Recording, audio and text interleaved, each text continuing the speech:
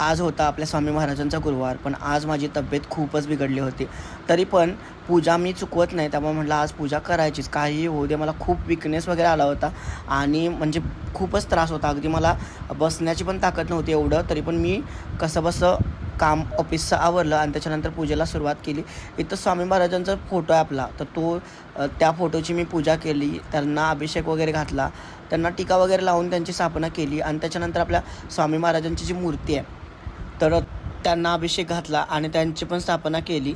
बाकी तुम्ही कशी पूजा करताय गुरुवारी, तर ते मला कमेंटमध्ये सांगा आणि कशा प्रकारची पूजा तुम्ही करताय हे नक्कीच सांगा आणि माझी पूजा कशी असते हे पण कमेंटमध्ये सांगा.